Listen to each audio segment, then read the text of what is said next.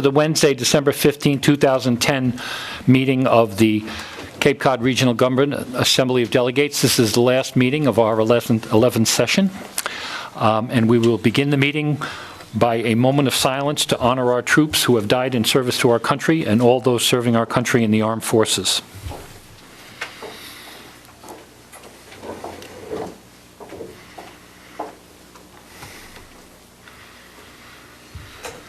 Thank you, and we'll now stand for the Pledge of Allegiance. To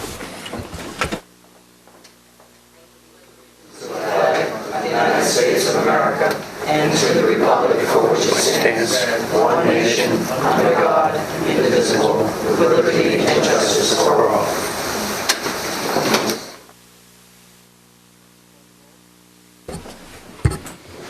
Richard Anderson. Here. Ron Bergstrom. Here. George Bryant. Leo Kukunis. Here. Christopher Kanega. Here. Thomas Keys. Here. Marcia King. Here. Thomas Lynch. Here. Teresa Martin. Here. John Ullman. Here. Paul Pilcher. Here. Anthony Scalise. Here. Fred Shope. Here. Charlotte Strebel. Here. And Julia Taylor. Mr. Speaker, we have a quorum with 85.30 of the delegates present. Thank you. I will now need a motion to approve the calendar of business. Motion to approve the calendar of business for December 15th, 2010 as presented. Second. Moved and seconded. Any further comment? If not, all those in favor say aye. Aye. Opposed? Okay, I'll now also need a motion to approve the Journal of December 1st, 2010. You should have all been supplied with a copy of the minutes. Do I have a motion on that? Move to approve the Journal of December 1st, 2010 as submitted. Okay, moved and seconded.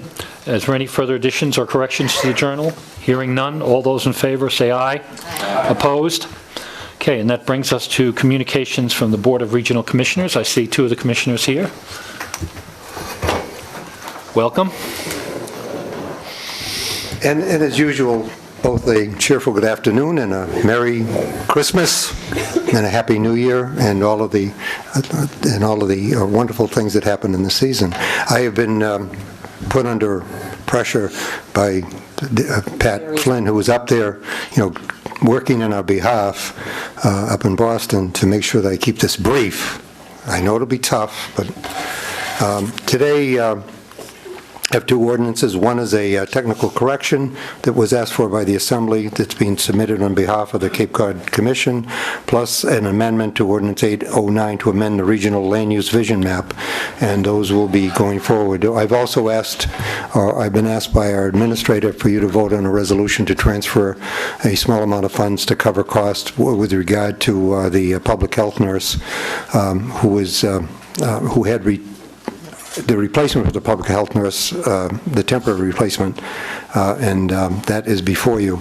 But the most important thing that we have to do today is to recognize two people among the several that are leaving, but especially we did not want this day to pass without giving some type of tangible recognition to both George Bryant and to Charlotte Strebel for their service. In the case of Charlotte, of course, we served together proudly, and I believe I preceded you and you came from Yarmouth. Okay, but in the case of George has preceded all of us. And what we thought would be very important was to make sure that we gave you some type of authority to come back and I'd say not. And give the Assembly the benefit of your wisdom, and at times you might choose to do that.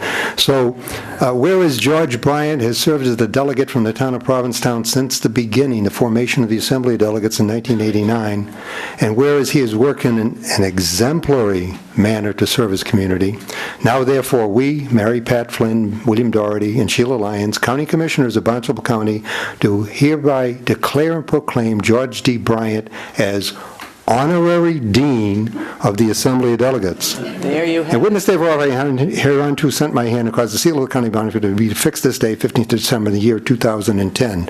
So, when you come,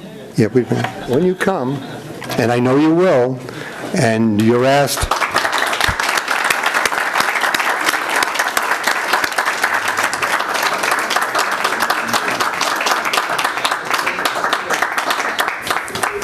and you're asked, what business do you have here? You can say, I am carrying on the work of making sure that if there was some little piece of information that I thought you needed to know, that I'm here to share it with you. So, George, thank you very much for your service. I enjoyed serving with you, and I appreciate your gesture. Thank you. okay. And now, we also want to recognize and honor Charlotte, who has not only served as a delegate ably for the town of Yarmouth, but also in different times has been your speaker. So this is a certificate of recognition awarded to Charlotte Strebel in grateful recognition for her years of dedicated service on the Assembly delegate, presented this 15th day of December 2010, signed by all of us, Mary Pat Flynn, Bill Doherty, and Sheila Lyons. And I'd like to present this. Thank you.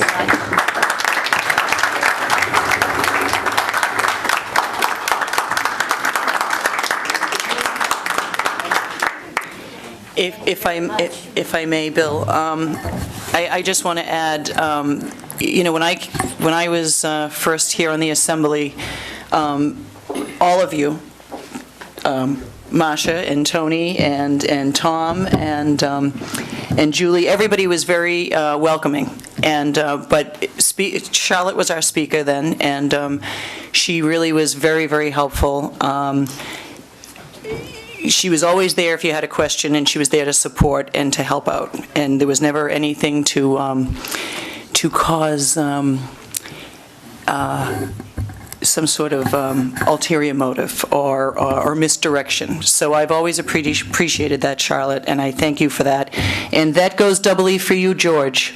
I want to always thank you for not only your friendship and your kindness, but your really very good stewardship of the county, and you were never afraid to speak truth to power and remind everyone that you've known them when, and maybe to their chagrin. So don't stop doing that, and hold us to task when you feel necessary. So, but thank you, and you will be very missed, all of you.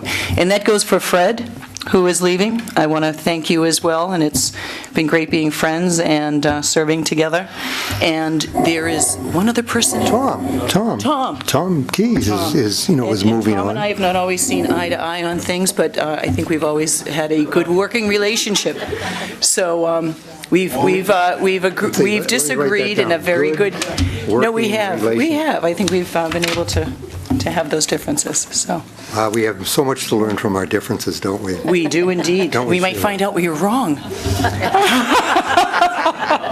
I don't recall that happening with me. Well, that's you, Bill. Rather than enumerate all our differences at this That's right. at this meeting, In character flaws. is there any other communications from? No, other than you're going to save Andrew Gottlieb's marriage if you get through that vote in Harvard. Yeah, we have to get through that vote. Yes, But I also just want to remind people, tonight is the Noah Shelter Telethon for, I know this will be too late for those in the public, but anyone here who is feeling generous and thinking on these cold nights of those who will not have a home, they are in dire need of your support and monetary contributions. And at 5:30, if you want to see Sheila go into her act, Yes. it'll be on Yes. Channel 17. Yeah, I'll be calling you all out by name. Are there any questions to the commissioner on this topic? Yes, Charlotte. I just want to thank you, Sheila, for those nice words. Thank you very much. I mean, And Mr. Charlotte, I know I you do. do, and I appreciate them very much. And Bill, I thank you for everything. You were a good teacher, and I've enjoyed very much working with you, not only here on the Assembly, but with the Cape Light Compact too. We've been together a long time. Well, we're still going to be together in the Cape Light Compact for a while. Yeah, for a little while. Well, I treasure those moments. Thank you, Sheila. Thank you. Charlotte. Okay, Marcia? Thank you, Mr. Speaker. In the past, I've always asked at the end of every month to try to get an update on the budget, where we stand, and we get it, and we haven't got it in a little while. Can you ask Mark Zelinski to please forward it? And is there any way you can make it so that we do get it, hopefully, like every month or so? I'd like to see that. Well, on January 3rd, we're hoping to see the first part of that budget come in. We're starting our hearings with regard to review and I'll certainly make sure that that's asked. It's not the new budget, I'm talking about the current budget. Yes. Oh, she's current wondering The where we current are. budget, I've always asked to try to see where we are in the, current budget and how much we spent to date. And I thought at one point Mark had said he was going to give it to us, like a couple, a week or so after every month, and Oh, okay. got it, Get I it? think, months ago, and I thought it's about time to Okay. bug you again. Yeah, you're just looking for standard variance reporting, right? Okay. That's all. Thank you for bringing that up. Anything else? George? I'd like to thank you as well, and it's been an interesting 22 years. I actually started earlier when I was elected as a selectman in Provincetown in 1976. The budgets were put together by a group of selectmen and sent to the legislature, and we would meet in rooms 11 and 12 several times a year to get the budget together and make changes to it. And then in 1982, the Barnstable County Government Review Committee was put together, and that produced a document that was very similar to the charter that came along a couple of years after that, after the end of that. And the Barnstable County Government Review Committee was appointed by the commissioners. They could see that things weren't as they should be, and that we needed more participation from the towns on a more regular basis, so that's how it came together. The commissioners at the time were Ed Kroll, Roger Savory, and the man from Yarmouth, whose name I can't remember.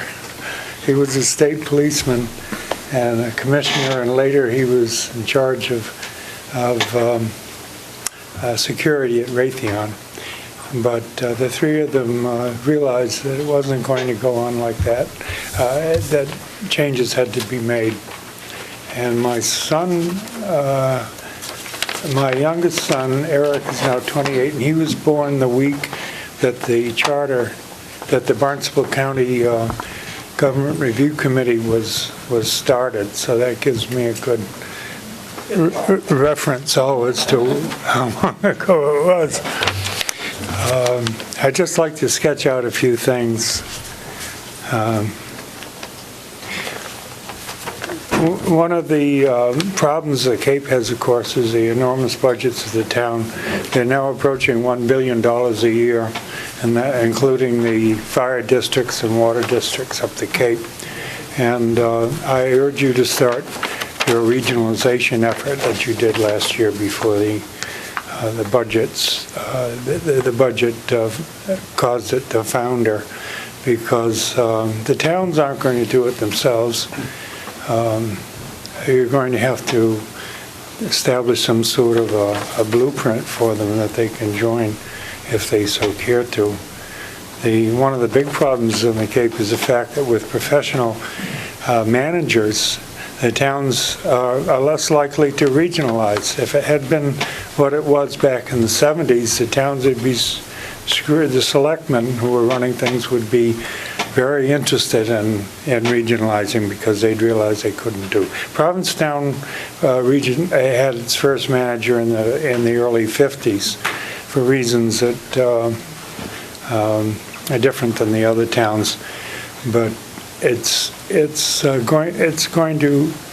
you're going to have to do something as you tried before to get people interested in this. And the larger towns can lead the way, and it'll professionalize the services on the Cape and give people who work in government a chance to step even higher than they might have before.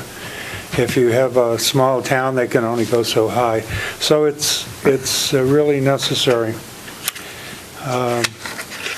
And you really need a plan drawn up by professionals for the services and the space that the county uses. The county, for the last several years, has occupied about 25,000 square feet here. And we rent, of course, the building that was a hardware store on Main Street, and have paid over $1 million in rent for that, and it just doesn't make any sense.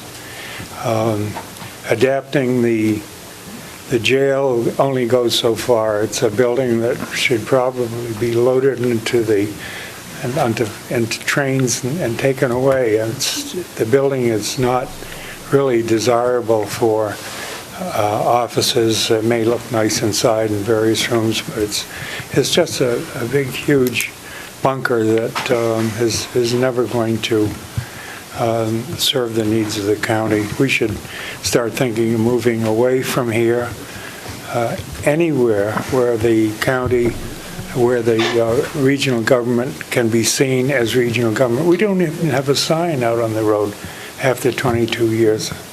You know, it doesn't make any sense. The county needs an art commission. In the early 90s, I brought up the problem of the artwork that had been donated mostly by artists in Provincetown, Truro, and Wellfleet. They're still sitting all over the place in the administration building. We need an art commission with a few people on it who know something about how art should be displayed and what should be done with it and where it should go. And I'd be happy to serve on that.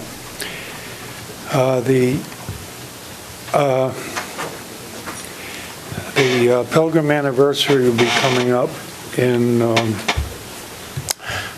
10 years, and I think the county should get involved in that. Plymouth has already started. Peter Gomes is the chairman of that, and he's also the chairman of the State Commission. He's interested in promoting Plymouth, and he came to Chatham and spoke at the historical group there, and I attended that. And that's his interest, but the Cape should have an interest as well. Provincetown tends to look at the Monument Museum and let them do what they want to do, but it doesn't really, unfortunately, touch the rest of the Cape. And the Cape has, especially the Lower Cape, which was founded by people from Plymouth, and this end was founded by people from other places in England. We have to do something. I think the county should get involved with the local historical societies. I've talked to a number of people who are involved, and they'd be happy to get started. When I was in Peru in the Peace Corps, the first holiday that we celebrated there was Columbus Day. They don't call it that. They call it Day of the Race. And I said, well, what do you mean? They said it's the day of the mixed race, and it's the day of mixed people. And so I think we should look at it in that respect. It was very intelligent, I thought, of their promotion. It's not that they hated Columbus, as you often hear. It's just that it was a fact, and life went on from there.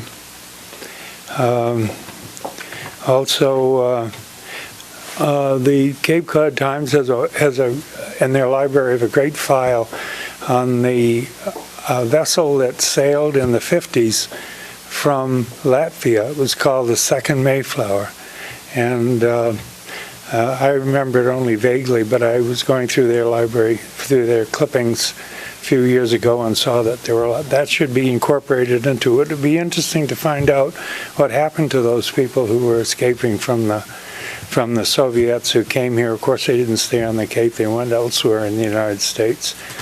But it occupied a lot of people's attention for several weeks. They came in one of those Baltic schooners that looked very much like the Bowden without a bowsprit. And it arrived in Provincetown. And they had escaped detection coming across the Atlantic the entire time. And here they were. I've enjoyed the human services activity that I've engaged in, and I will occasionally go to the advisory council. They didn't meet, they canceled the meeting last month, so I'll try and make the next one and say goodbye to them. And I intend to continue to visit the Pilot House, which was very controversial when it was first brought up here, but it's turned out to be very successful with 27 beds for 27 people on Yarmouth Road. we have a great opportunity, I think, to make more changes. When I first started, the big issues occupied the attention of the Assembly. Of course, the base, and that's pretty much out of the picture now. It's going through the final phases of cleanup. And then, of course, the outfall pipe, which created a lot of discussion here. I led 2 excursions to Boston. The first one was maybe 20 years ago, and the second one was 11 years ago in February. And we saw what was going on there, and the people who complained about it at first finally came around. Bruce Berman at BU, who was so against the outfall pipe, at a conference that I attended at the Maritime Academy, has said that it was the best thing that ever happened. So if these big problems haven't really occurred, of course, the windmill problem is going to be with you for years. It's never really going to be solved. Every time it comes up, it's going to be a new situation, and I don't envy you having to deal with that. So thank you very much. And George, I do hope that you come and see us as commissioners as well, and those suggestions, but I particularly like the Plymouth landing, the Pilgrim's anniversary. So we'll have to talk to you about that, and you'll be happy to know that even today we were talking that I've asked for, to reconvene. There's been talk that we should have a building complex committee, a blue ribbon. What are we doing with our complex? How are we viewing that, and maybe solicit some of the planners from the commission to help us have a vision for the future, and as how we relate to the village. you're going to have to go outside of the commission. Well, They're wonderful people there, but you're going to have to get a neutral party. well, You're maybe going to have to hire we'll somebody start there, and who's in the planning business. yeah. That's what you're going to have. But George, thank you. Yes. Yeah. Thank you. Is there any other, and thank you, George. Anything else for the commissioners? If not, thank you very much, and hope we'll see you, yeah.